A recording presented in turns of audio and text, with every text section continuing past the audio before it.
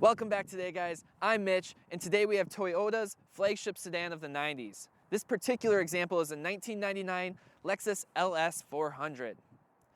Today I wanted to discuss a brief history of the sedan, go over its brief luxury features, and take it out for a drive and discuss its performance and drivability.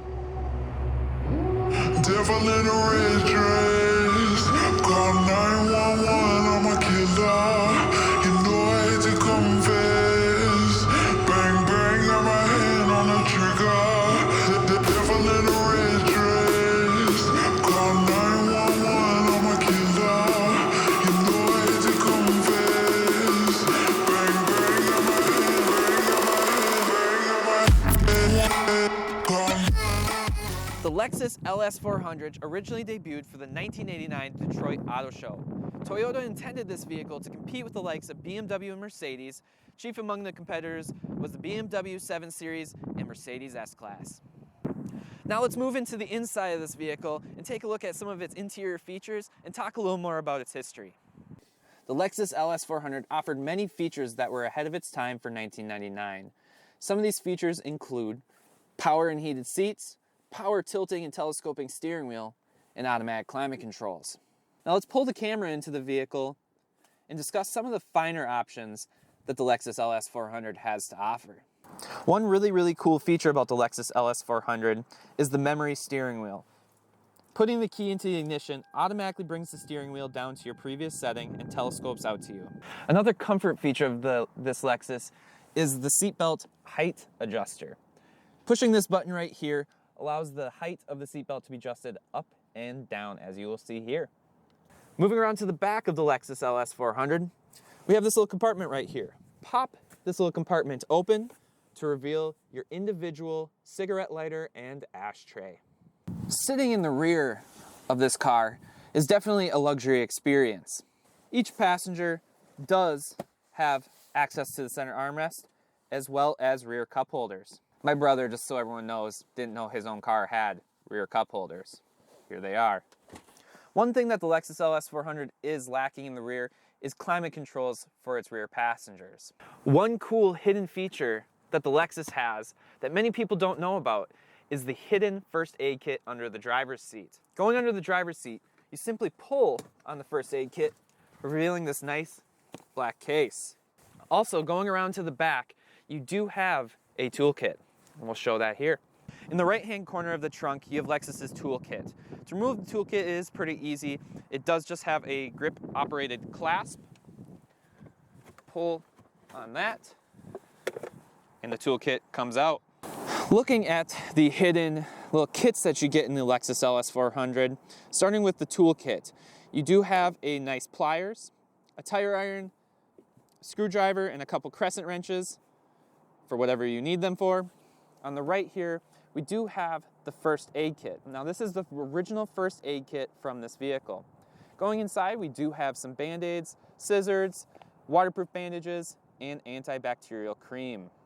Coming inside the passenger side of the front seat, we do have the disc changer in this top component, Lexus's multi-CD play, and below that, we have our typical glove box with our user's manual.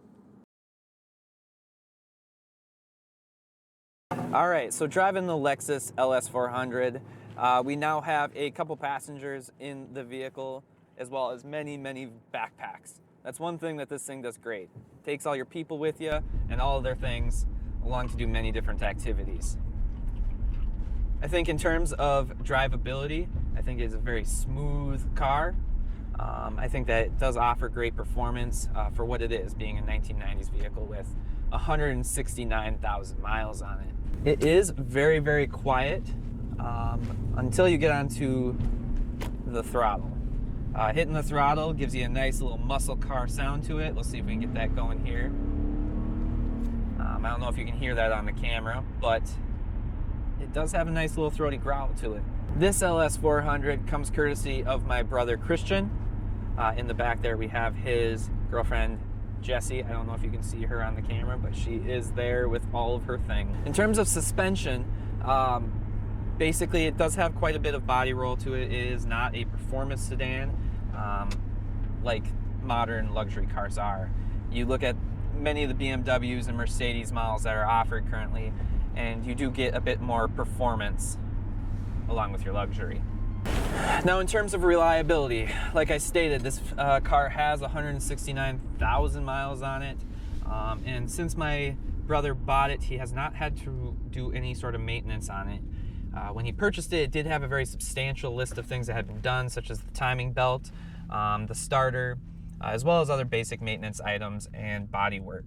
Looking at the interior features and amenities, you do get adjustable seatbelt height adjusters, that is all electric. You do have a power telescoping and tilting steering wheel. When you actually shut off the vehicle, the steering wheel does whir up out of the way so you can get out of your car nice and easy. It does have a Nakamichi premium sound system. I've never heard of that before, but listening to it, it does sound pretty great. Automatic climate controls, pretty standard, as well as heated seats. For a car that is 21 years old, it does have a lot to offer. Now let's bring it to Christian. Christian, what are some of your favorite things about it? I'd say my favorite features are how quiet it is. It's a good highway cruiser. I think compared to the standard car, the decibel rating is much lower, like what you'd find in like a BMW or any luxury sedan. That's what I think kind of put it like ahead of its time. One chief benefit of the Lexus Ls400 when it first came out was the fact that it was cheaper. It was cheaper than the S-Class, it was cheaper than the 7 Series BMW, and you can find them these days for relatively cheap. It is really cool that it is kind of a unique car in the sense that you don't see a ton of them on the road, but they do last forever. My little brother bought this car for, how much was it, Christian? $2,200. They were asking $35 originally.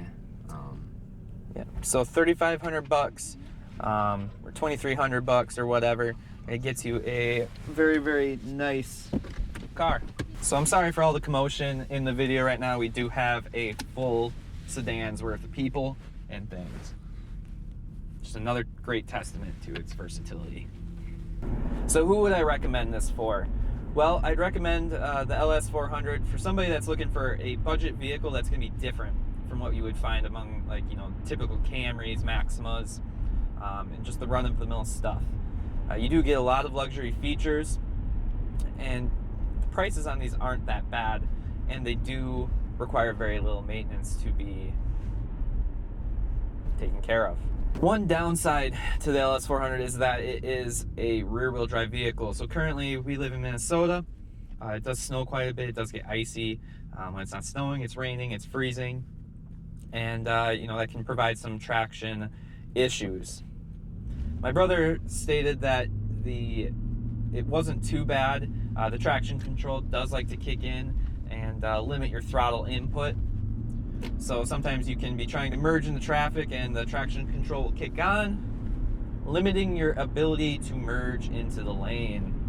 In terms of that though, it does have the snow and power modes. So if we are in snow, you can put the traction control on and it will automatically sense when you're in slipperier conditions, and it'll take care of that and moderate wheel slippage. So if you're looking for an LS400 yourself, your best bet, this is what my brother did.